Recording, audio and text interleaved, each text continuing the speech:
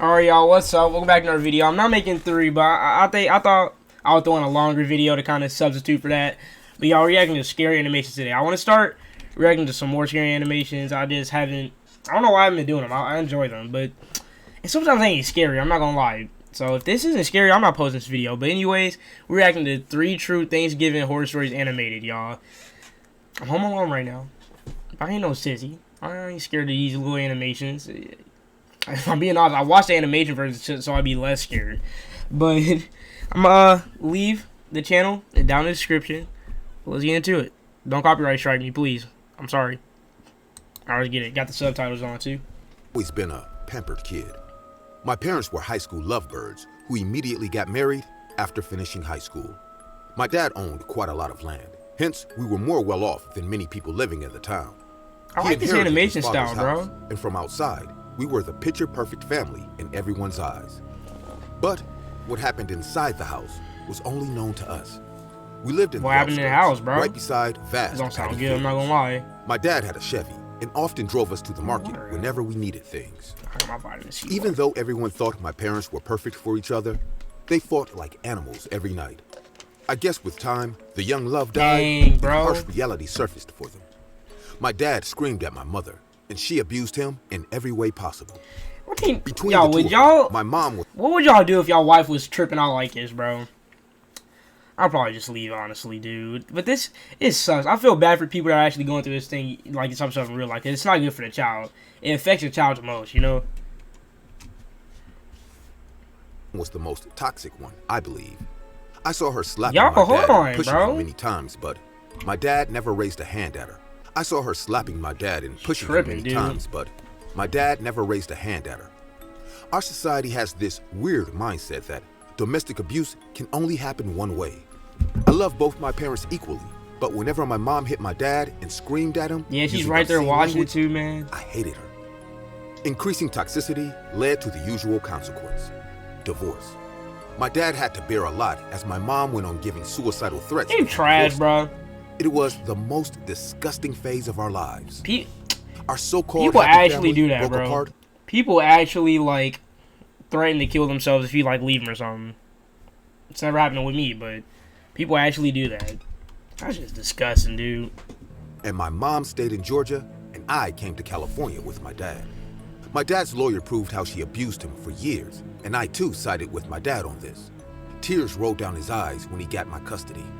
But one thing I noticed that day, which no one did, my mom didn't say a single word. She stared at me with a blank face for a few seconds, and then quietly probably didn't care, walked out of the courtroom. That was probably the last time I saw her until I turned 18. And a horrifying tragedy happened last year. My dad didn't keep any contact with my mom after the divorce, but he never stopped me from being in touch with her. I talked to her over the phone at times, and that was it. Sometimes I missed her, but then I realized those painful nights watching my mom hitting and kicking my dad, and my dad bearing this humiliation and insult for my sake. The awful memories of his past hit him so hard that he was scared to fall in love with I mean, yeah, bro, if your wife... He kept to himself and raised me with the utmost care. It was probably my 7th grade PTA meeting when my dad found a new ray of hope in his life. He fell in love again with my English teacher, Melissa. She was a kind lady, and I liked her. They hit it off quite well, and soon she moved in with us. When my mom found out about this, she was obviously not happy. What? You serious, bro? You can't abuse and divorce me, bro. You cannot do that. And bro, it's got to be fake, because no woman's no didn't create a scene. Body is this stupid, bro. Especially no women. Women are smarter than men, bro. No. I was sitting in my room going through some brochures, thinking about where to go for college when my mom called. I picked it up immediately, as it's been a month since I have spoken to her. Hi, Mom. Hello, my pumpkin. How are you? I'm good. Mom? Yes, my dear. Are you all right? I know the time has been hard for you, and trust me, none of us wanted to hurt you. It's just, Dad is happy, and maybe we should all be happy for him. Oh, you are going to be such a lovely lady. I know, Pumpkin, and you're right. Can you please put me on speaker and call your dad? All these years, my parents never spoke after the divorce. My mom never asked for my dad. Hearing her say this, my heartbeat grew faster. I called my dad, and he entered the room along with Melissa. Hello, Daisy. Hi, James. Hope you're in good health. What was it you wanted to talk about? I know I have done you wrong and never apologized for that. Honestly, I was so ashamed that I couldn't. So here I am asking for one last thing from you and my daughter. This Thanksgiving, I wouldn't, bro. I'm just letting y'all know. I haven't watched this. I don't pre-watch my stuff. I don't do that. I don't do none of that. Who does that? I've never seen a YouTuber do that at all. But I mean, why would I know? But she's probably gonna do some grimy stuff and kill either the girlfriend or the dad or both. So I wouldn't even go over here, bro. Listen, nope. I would love to meet her. Just give me one more chance to have a good time with my family. I saw my father's face turn cold, and he looked at me, then at Melissa. He was going to say no when Melissa grabbed his hand and said in a low voice, "She's Courtney's mom, James. Bro, she too deserves to spend Thanksgiving with her." Did he tell you about how she slapped him and kicked him, bro? What? Daughter, and it has been 10 years now, just for a few days. My respect for Melissa grew more that day as I witnessed her kind heart. My dad agreed, and my mom said from the other side of the phone, "See you all at Thanksgiving then." We decided to reach there on the day before Thanksgiving. Stepping into my hometown, I couldn't help but recall all the childhood memories I made here. The green paddy fields still stood there, making our house the only shelter at the outskirts. But due to poor maintenance, I could see the house losing its usual luster. We knocked on the door, and my mom opened it in one go, like she was waiting right on the other side. She hugged me tightly and then looked at my dad. "Hi, James. Please, come in." We stepped in, and I introduced her to Melissa. Surprisingly, my mom went close to her and hugged her as well. My dad and I were both shocked to see her react so calmly. We all sat down and started to talk. It's my poison. Mom served us it's poison. lemonade, no lie. And I wouldn't have drunk time, it, bro. I felt my family was complete. But this feeling didn't last long, as I realized my mom hasn't changed entirely, though. She was constantly bringing up topics involving an incident of their married life and trying to make Melissa feel like an outsider.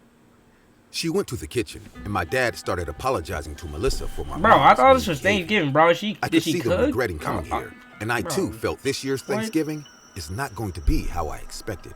I told my dad that we will leave next morning ASAP. Why are you saying tonight? I didn't know I was part of the deal, bro. Bring up the past in front of Melissa. I took Melissa to my room to cheer up her mood. Getting our support and attention, Melissa's mood elevated, and we were laughing and talking like before. 10 minutes went by when my mom came in and stopped. She stared at me and Melissa with a cold face and said, "Oh, you are here.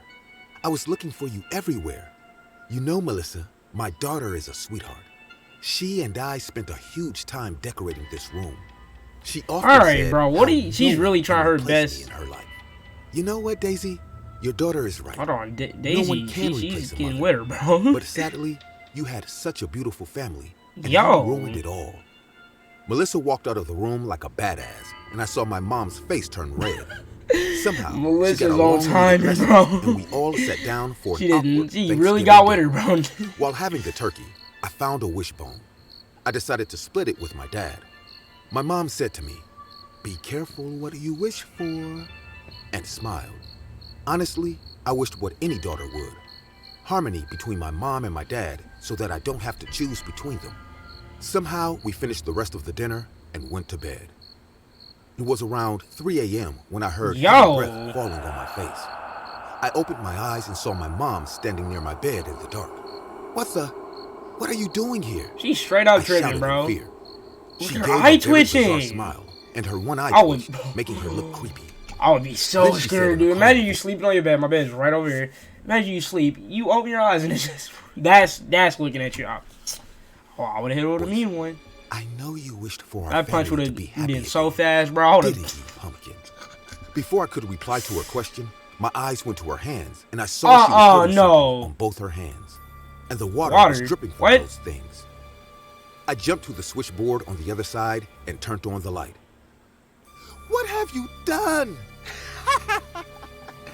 "You don't have to choose anymore, bro. She pumpkin. cut her head off, bro. Now I saw the hair. You have me by your side forever." She didn't. What is Thanksgiving without our loved ones for their sacrifice? I am thankful to your father and this bitch for sacrificing their life to reunite a mother to her daughter. She's crazy. I couldn't keep my sanity anymore. I picked up the night lamp and hit my psycho mom hard on the head. She wasn't expecting this and fell on the floor screaming. Yo! I went on hitting her until her brain matter came out. She took away everything from me, and now the one person whom I loved the most, my poor, innocent dad. When I was done with my anger, I called 911 myself. Smeared in my mother's blood, I waited. Dang, bro. I am the youngest woman prisoner in this high-security facility, with a supposed chance of parole, maybe, but I am not going to ask for it. Wait, what? How'd she go to prison, bro? I am not a security facility, with a supposed chance of parole, maybe, but I am not going to ask for it. What? I am going to spend that made my no sense, bro. life in this dark cell because I have no one to call family now. The outside world is way scarier than the world inside this prison, and I have had Bro, did you not tell her? Are you really? Are you, man, you ain't telling what happened? Cause that's the only way she went to jail here, bro. Family. No more Thanksgiving. That's self-defense for real, cause I would have been in there straight up capping, bro. Hey guys, I see many of you commenting on my videos that this channel deserves 1 million subscribers. Had hoped he'd take over the family store when he became an adult, but he wanted to do more with his life than sell knockoff products to cheap old people in an aging town for the rest of his days. How'd you feel about that last one, though? He left his little hometown as soon as he turned 18 to go to college, and didn't look back for the entire 4 years it took him to finish his education. Now, at age 20, he had a degree and a stable job, but no one to congratulate him about it. Whether it was because of the holiday spirit finally seeping in or just pure loneliness, Peter couldn't be sure. But he decided on a whim that he'd celebrate his first Thanksgiving in 4 years with the family he left. He tried to contact them first, but was met with no response when he called them with the numbers he had blocked for 4 years. Not all that was surprising, really. A lot can change in 4 years. They must have all changed their phones and contacts during that time. If he wanted to celebrate Thanksgiving with them, he would have to drop by unannounced. But before he returned to his childhood home, he went to buy 4 boxes of the fanciest chocolates he could find to add to the Thanksgiving feast his family must have been having, and to act as a peace offering for the way he left them. Peter's mind raced towards a million different outcomes during the long drive back to his old hometown, accompanied only by the cheesy Thanksgiving-themed songs on his radio. Wait, what? Would his parents be Thanksgiving happy songs to is a thing, bro? That makes no sense to me. I've never heard a Thanksgiving song in my life. We got Halloween songs. Or would they be Christmas pissed off songs, that he dared to show his face again? What about his little brother Jim or his older sister Annie? For better or worse, he reached his destination before he could decide to back down. Standing in front of that door felt like staring into the abyss, waiting for it to blink back. A growing sense of dread kept him from knocking on the door and summoning his estranged parents back into his life. He would have turned back and drove far, far away had his mother not opened the door first. Instead of the angry scowl he was afraid he'd find on her face, she smiled at him as warmly as ever. I mean, not knowing what to say, that is his mom. If I had a child and they just did that, I wouldn't be mad at him. What? Out the first thing that came to mind. Wait, did he run away? Hey, Mom. I don't know what happened. Home, dear. There was no malice or resentment in her voice, not even a little bit. She sounded like she was just welcoming him home, the way she always did after he had a long day at school. She led him into his childhood home, and Peter followed her while fighting the tears welling up in his eyes. The dining table was already set. They got the steak. A massive turkey set at the center of the table, surrounded by mashed potatoes, cornbread, cranberry sauce, and half a dozen of other traditional Thanksgiving dishes. His father, younger brother, and older sister were already seated at the table with clean plates. They were all smiling calmly. Something ain't right, as if dude. They'd expected How long has he been away from his family? Because what's going on, bro? No, bro. His brothers and sisters should be jumping on him, hugging him, screaming. Something ain't right. There was even an empty fifth seat already set up at the table with the necessary plate. Yeah, something ain't right. Something ain't right. I don't trust this, bro. Jim ran up to him and hugged him tight. Oh, Jim had been 7 when Peter left, all right, that's what I'm so he talking should have about. been 11 now. And yet his little brother didn't look a single day older than he did the day he left. Welcome back home, Pete. Took you long enough. Come on, let's eat. The next 2 hours was the most blissful time in his life. None of his family seemed to resent him for leaving. They just brushed off the whole 4 years he spent avoiding them in favor of idle talk that crazy, made bro. all the tension he felt before melt away. After stuffing their faces with turkey and mashed potatoes, the newly reunited family put some food on plates to eat in front of the living room television. Peter sat on the single sofa seat with a turkey leg and a wing on his plate, while the rest of the family laid back on the long couch. Bro. He has a chicken wing. Where the turkey leg at? I don't know. I'm just being a little nitpicky, but y'all lie, bro. Whoever animated y'all did it wrong. Back when he was the person who's talking before did it wrong. internet Somebody messed up and they need to get fired. He'd spend countless hours in front of that same television, watching whatever came on with his family. Now he was finally doing it again, though he couldn't help but feel like for real, bro, something was off. The annual Thanksgiving football game y'all didn't watch the World Cup? TV, and Peter finally figured out what was wrong after the first few minutes of watching it. Christian, hey, Dad. Ronaldo, yes, son. Isn't this the same football game that was playing 2 years ago? I could have sworn I've seen this before. Even know. It's nonsense. It's live right now. You must be imagining things. I guess. Peter was certain that he'd seen the game before, but didn't want to press the matter any further for fear of upsetting his father. It was a miracle they weren't angry with him when he suddenly showed up unannounced, and he didn't feel like pushing his luck too much. The grandfather clock that stood in the living room chimed. Bro, so I feel so uneasy right now. I'm not gonna lie to y'all. Peter could feel himself becoming more and more uneasy as time went on. The football game on the TV played out the exact same way he remembered it from 2 years ago. About halfway into the game, Peter caught a worrying scent in the air that nobody else seemed to notice. Hey, Mom? Wait, hold on. Yes, dear. Did you turn the stove off? I think I smell a gas leak. Oh, don't worry about it. I've checked. It's probably just your imagination. Or maybe your brother had too many beans again. Mom! Everyone laughed the whole time. So Peter joined in the laughter. I'm trying to come up with a theory of what's going on, dude. Everyone. Somewhere near midnight, the TV switched to a news story about an incident. Somewhere. Bro. He's imagining his family.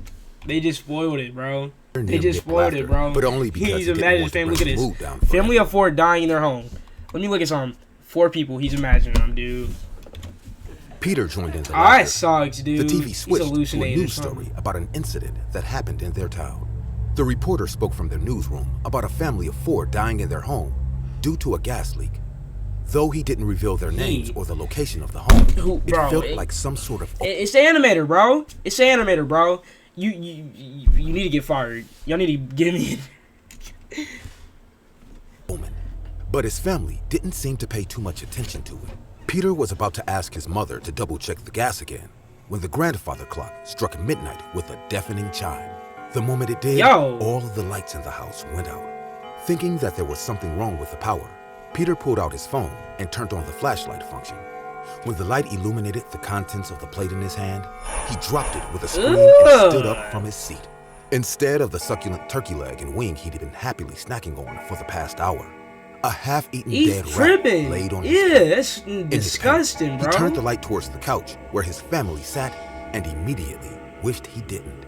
His family was still there, but they were no longer the lively people he knew. Oh, I suck, bro. Sitting on the couch were 4 decaying corpses that might have once been his family.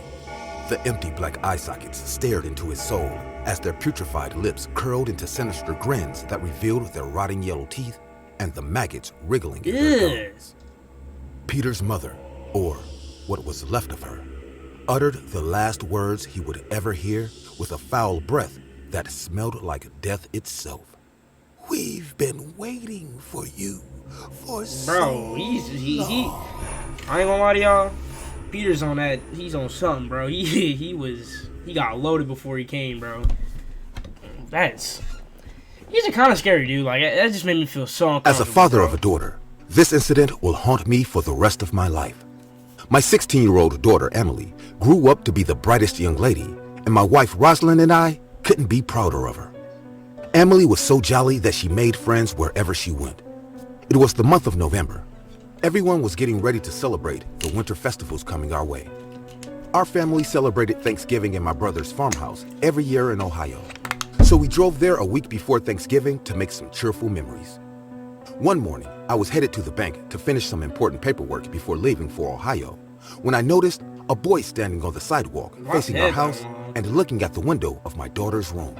Hey, what are you doing, bro? What y'all doing if y'all catch a dude looking into your daughter's room, bro?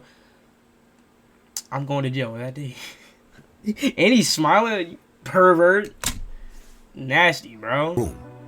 I was about to knock him out, thinking he was stalking her, but when I looked up, I saw Emily was standing in front of her window and waving at him with a blushed face. I realized now that they know each other, so it will be better to talk to Emily first before hurling on this boy. I left and decided to sit down with Emily and talk that night. After finishing dinner, Emily was heading upstairs. I stopped her and told her to sit next to me. I wanted to talk to you daughter, about bro, that boy. because you look Mexican. Who? Your wife, or whoever that is, looks white, and she's whiter than both of y'all, bro. That's not right. That's not right. That's not how that's not how that's supposed to go down, bro. What is really going on here? I'm sorry, that ain't right. What are you saying, Dad? Relax, Emily. You don't have to be afraid. Adopted kid? I just wanted to know who he is. Her face turned red and she hesitated for some time. Honey, don't be afraid. We just want the best for you. Come on, tell us about him, Rosalind added. His name is Roland. He is in my class. Okay. Where does he live? 2 blocks away. His dad is the local sheriff. Really? That's good. I know the sheriff. So how long are you guys friends? We met at a science fair. He is a nice guy, Dad. We like each other. Okay, I don't have any issues, but we need to set some boundaries for your safety. No matter how much Rosalind mocked me for becoming a bit possessive about my daughter. Moms that do that, bro. Like, that's what he's supposed to do as a dad, bro. He's like, why? Come on. It was natural. I set the common boundaries that any dad would to protect his teenage daughter. My daughter ain't gonna like me, dude. She's not. Soon I started to see Roland walking Emily home after school. Get older, I couldn't find anything wrong with him, and being the sheriff's son, I was a bit relieved, thinking maybe he is better than other. Being the sheriff's son means he could probably get away with certain stuff because his dad is the sheriff. You feel me? So I don't know. I don't make it any better. One day I was coming home from work, and on my way, I stopped at the local department store to buy some necessary things before leaving for Thanksgiving. There I met the local sheriff, Mr. James Truman. He was shopping for some groceries as well. I walked up to him and said, "Hello, James." "Hey, how are you, David?" I am good. "So, any plans for Thanksgiving?" "Not much. Going to stay home with my son, I guess."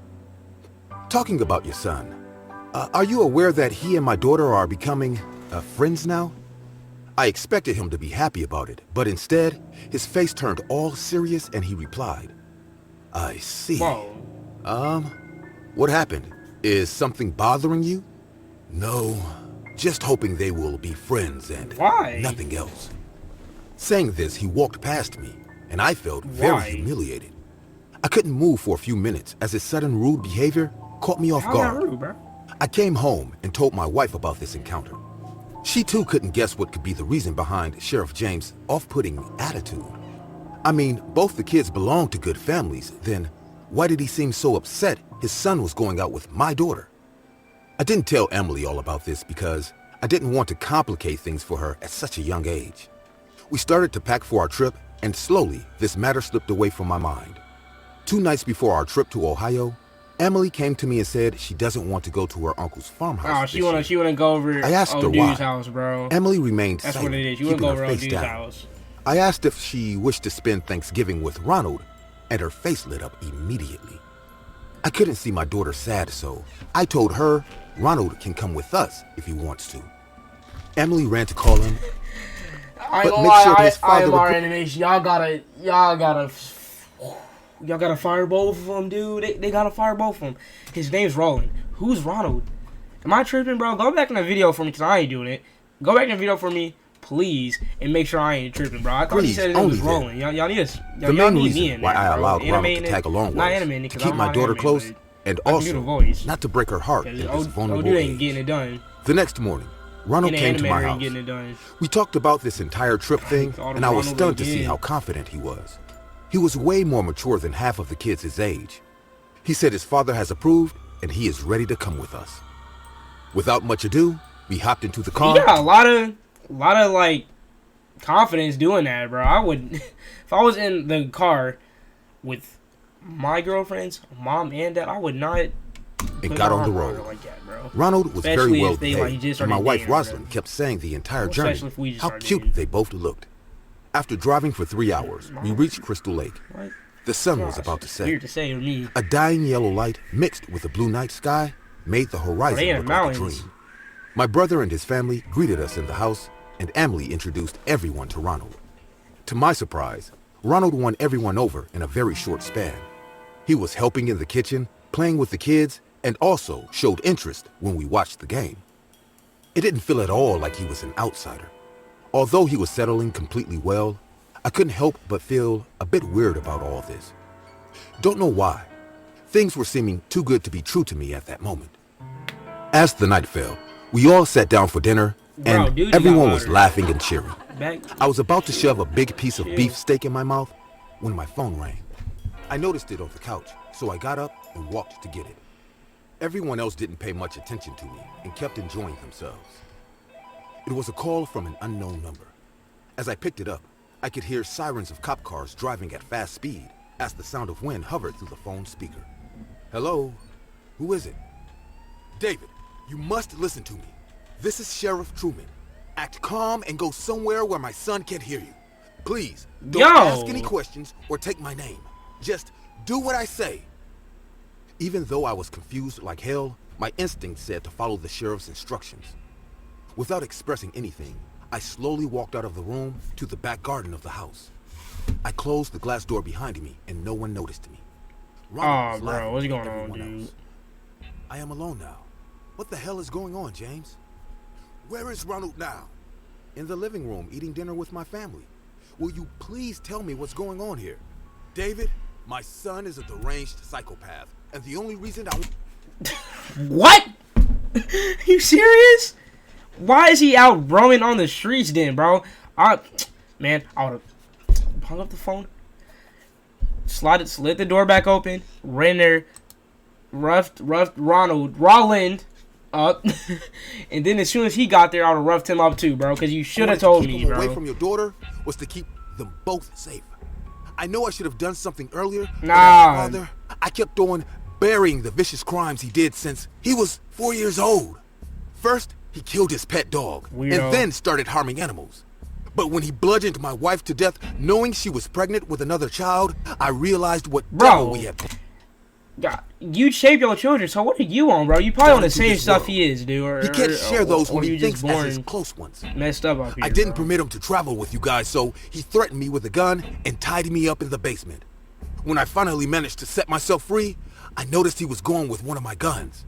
He has taken them all and going to murder your entire family to get Emily just they all gonna be dead, bro. And then I'm gonna blame you because how'd you hear the gunshot, bro? Violent. Keep a close eye on him. I am coming to your place. I have already tracked down your location from this call. Just, please, don't make him mad or he will snap out like a venomous snake. Bro, I'm going to attack you. Saying all this in one go, the sheriff disconnected the call and I turned around with fearful eyes to my loving family, who was now seen laughing with a deranged murderer. I would have walked in there and tackled him. I would have finished. Like, hey, yo, whatever the uncle's name, Jimmy, get on him, bro. Come on. I uttered to myself that I must keep calm and protect my family. I'm not gonna lie. I got inside and went straight to Ronald's room. My idea was to take the guns away, dude. But as I opened his rucksack, I saw dozens of knives and other basic weapons. Forget his weapon, bro. Tackle him. Was missing. Seems like you and my dad both want to ruin my Thanksgiving. He done. He got the gun, bro. I turned back and found Ronald standing behind me with a gun. His name is Roland, dude. Come on. But he dodged carefully and hit me on the head with the middle end of the gun. I fell unconscious on the floor with throbbing pain and heard Ronald say, "Happy Thanksgiving." Don't let him get away with this, bro. I don't remember when I came back to my senses. Oh my but a squashy God. sound, followed by a metallic smell, started to take over my dude. mind. I opened my eyes slowly and saw Emily tied up to a chair with a huge bruise on her head. She was unconscious as well. But as I laid my eyes around, I realized the danger is much bigger than this. All my family members, my wife, my brother, his wife, and his 2 kids were lying on the floor, bludgeoned to death. Yes, Ronald killed them all. He killed the kid, bro? Dude's a square, bro. I would've, man. Oh, David, you're awake. Nothing. Just getting what is mine. My dad never understood me, but don't know why I think you will. I love your daughter, and I want her. I love her so much that I can't share her with anyone. The main root, the person who really is at blame for this is his dad, bro. Not even her family. Not even you. He raised his gun at me once again. And just then, the main door slammed open, and I heard 6 gunshots back to back. Bullets pierced his chest like crazy, and he fell on the floor, vomiting blood. As his lifeless body fell on the ground, I saw Sheriff Truman standing behind him with his wife, dude, my brother, a father shot his son my nephew, like, nah, bro, I'm and his daughter. Fighting you. I surely as soon as you let me go, bro. At the hands of a psychopath, and this pain will never go away. But whenever I think about Truman, who will have to live with this realization, nah, dude, I would be so mad at old dude. I find my suffering small compared to him. Nah, Emily and I don't celebrate Thanksgiving anymore because neither of us feel thankful about anything in this life anymore. I would've. You gonna free? What? Oh, man, I would've been. He would've. The sheriff would have to shoot me too. Not gonna lie. But anyways, y'all, thanks for watching. Peace. Hit that like button.